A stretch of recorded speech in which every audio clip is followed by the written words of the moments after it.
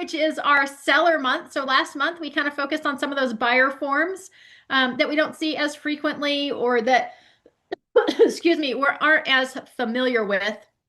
So this month we're going to jump into some of those seller forms that I get a lot of questions on, or maybe not as familiar with it. Okay.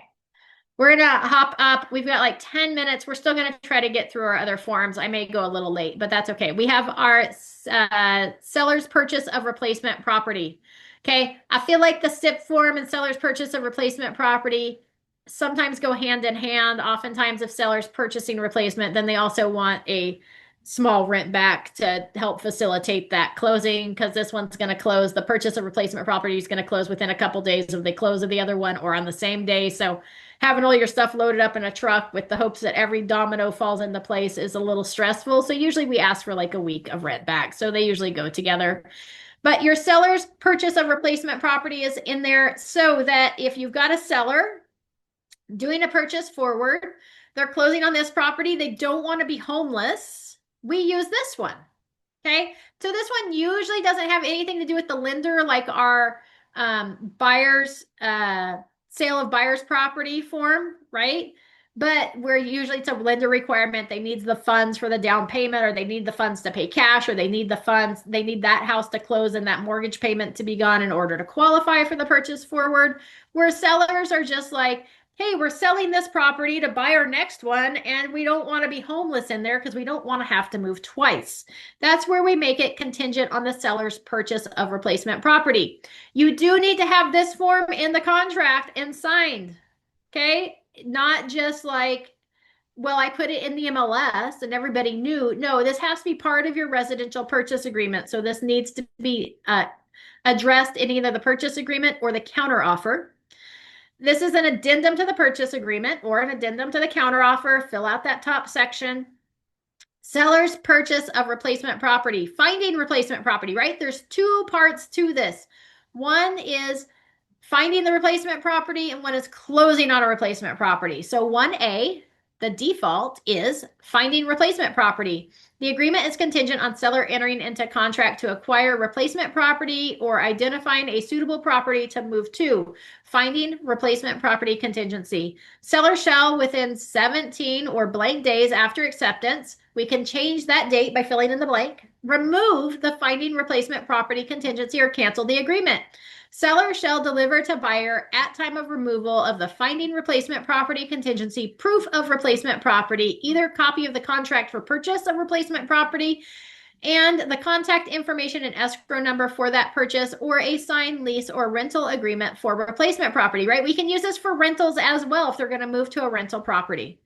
Or other written evidence of replacement property. If seller does not remove the finding replacement property contingency in writing within that time, buyer, after first giving a notice to seller to perform, may cancel the agreement in writing. So this form gives the sellers, where normally we get into contract on a property without breach of the contract by the buyer, the seller cannot cancel that agreement. This gives the seller a contingency inside the purchase agreement that they can cancel if they don't find a replacement property to either purchase or rent, okay, or another place to live. Okay, so A is just finding replacement property. B is, so it's either A or B, okay? Seller has entered into contract to acquire replacement property and finding replacement property contingency is removed. Okay, we put the escrow holder information, the escrow number there. If this paragraph is checked, the time periods in 2A and buyer's deposit in 2B shall remain as specified in the agreement. We'll get down here to the time periods in a minute. Okay, so we can have A or B. We can't have both A and B. We either need to find the replacement property or we have found it. Okay, and then we can have C if checked. So we can have A and C, or we can have B and C. Okay, so if we check this, it's not just contingent on finding the replacement property, it's now also contingent on the close of the replacement property. The agreement is contingent on the seller's ability to close escrow on replacement property according to the contract. This is a contingency in favor of the seller. Seller, by the scheduled close of escrow date for the replacement property, shall either close escrow or remove this contingency in writing.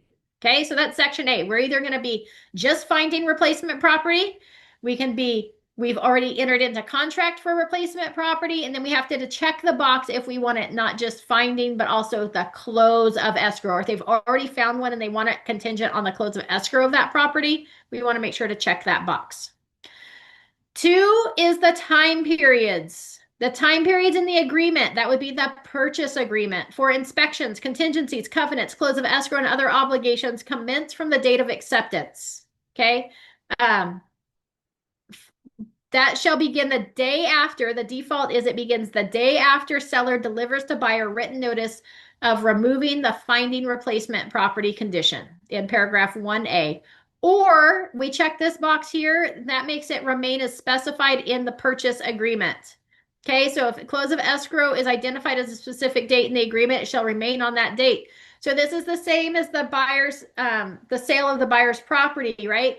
If we check this box here and we have 45 days for the close of escrow, this property's screaming towards the close of escrow as soon as it's accepted. It's counting off those 45 days. So the sellers need to find that replacement property and get their close of escrow lined up to happen at the same time. If we don't check this box, then this time period for all the stuff in the contract except for the deposit starts once the seller gets into contract on that replacement property. Okay. Buyer's deposit is written the same way. Buyer's deposit shall be delivered to escrow within 3 business days after seller delivers to buyer a written notice of removing the finding replacement property contingency as specified in paragraph 1A. I usually check this box here that, hey, we want that deposit in escrow now, but we're going to start our time periods on 2A once we find that replacement property. So that's usually how I write my seller's purchase of replacement property is like that. I want their buyer's deposit in escrow. I want them like money in the game waiting for us to find that replacement property and ready to roll. All right. Close of escrow. Parties agree that seller may extend the close of escrow for the sale of the buyer's property for a maximum of blank additional days or until blank date by providing buyer with a written notice at the time seller removes the finding replacement property contingency specified in 1A. So, right, so that might be like, hey, you wrote a 30-day contract, or maybe they wrote a 21-day contract with all the time periods starting once seller finds that replacement property. I'm going to say, hey, I want an additional 10 days that I can extend close of escrow. This doesn't mean that we're going to. It just gives my seller the ability to. So if we enter into contract on a replacement property and those sellers that my sellers are purchasing for need a 30-day close of escrow, then I can say, hey, we are removing our finding replacement property contingency, but I need an additional 10 days or 9 days for the close of escrow so that we can close at the same time on both properties, right? So this is what gives us that flexibility to make that request, and the buyer has to agree to it because they've already agreed to it here. We don't have to request all 10 days. We could say, hey, up to 20 days, right? Additional. It could also be that if we started time periods initially, then we could ask for this as well. So just kind of keep that in mind. D is other terms. So we can write in whatever you want to write in right there. Cancellation of replacement property. If the seller's replacement property is in or enters escrow, or there is another agreement, if either party to that escrow agreement gives the other notice of cancellation, seller within 2 days thereof shall deliver to buyer written notice of that cancellation, right? So if that property falls through and seller's thinking they're going to cancel on this buyer that's buying their house, we're required to give notice. Or if we are like, hey, this one fell out of contract, but we entered into contract on the next one, we can close that one in 15 days, right? There's not going to be any delay, but we're still required to let the buyer know. And that's within 2 days. 4 is removal of contingencies. Even after the expiration of the finding replacement property contingency specified in paragraph 1A, seller retains the right to remove the finding replacement property contingency or cancel the agreement until buyer cancels pursuant to 1A, right? The contingency doesn't automatically expire and cancellation doesn't automatically happen without somebody actually canceling. Now, it's probably in your best interest that if we're not finding a replacement property, we should ask for an extension of time for this from the buyer so that we remain in contract and buyer can't just walk away. once buyer receives seller's written removal of the finding replacement property contingency, buyer may not cancel. That's all. It's taking away their ability. Buyer's right to cancel. Buyer may cancel this agreement in writing as follows. After first giving seller notice to perform, seller fails to remove the finding replacement property contingency. That has to be the time frame. It has to be elapsed or within 2 days. Or after first giving seller notice to perform if they fail to give proof of replacement property. So remember, it's not just removing the replacement property contingency. It's also showing proof that they've entered into contract on that replacement property. If paragraph 1C is checked, that would be the close of escrow of the replacement property. After first giving seller a notice to perform, seller fails to remove the closing of replacement property contingency. If seller gives notice to buyer of either party's cancellation of the agreement for replacement property, then the buyer has the right to cancel. Or if seller is unable to meet the obligations or other timeframes in the agreement for such close of escrow, buyer may cancel as permitted in the agreement, even if this contingency is not removed. So even if the contingency is still floating out there, the time period has elapsed, buyer has the right to cancel.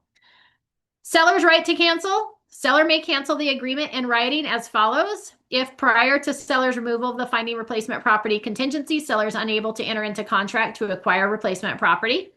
If 1C is checked, that's the close of escrow. Seller is unable to close escrow on replacement property according to that contract. Buyer's costs. If seller cancels pursuant to 6A or B, right? So that would be either they didn't remove the contingency, the finding replacement, or close of escrow.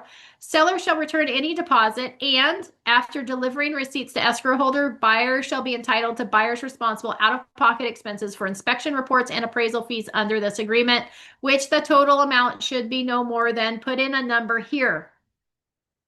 Okay, now, why is this important? If up here, the seller's canceling, right? Buyer's in contract on your property. Let's say that time periods didn't start until we found replacement property. We have found the replacement property. Seller's moving forward with their purchase. Buyer's now moving forward with purchasing the seller's property, right? They're having inspections done. They're having appraisals done. They're spending money on this property. And now the seller's turned around and canceled on our buyers. Wah, wah, wah, because their property fell through that they were going to purchase. And now they've decided, you know what, it fell through. We're canceling on you, buyer, because our property canceled, right? So it has to be seller canceled, not buyer canceling. The seller cancels. It's saying, hey, I would want this box checked if I was a buyer's agent. Okay? Then buyer's actual fees, right? We have to provide receipts for appraisals or inspections, and that can get returned up to the buyer from the seller in order for them to be able to cancel. I would absolutely make sure this is filled in and put in a cap here, because if I'm a listing agent, I'm not just going to say, hey, yeah, all the fees and expenses that the buyer wanted to do 50 different inspections and they were $6,000 worth of inspections and appraisals. Now they're going to ask for that. What's considered reasonable? I'm going to put in a cap here, or I'm going to counter with a cap. Okay. Any questions on the seller's purchase of replacement property form? Seller removes these contingencies on the seller contingency removal form.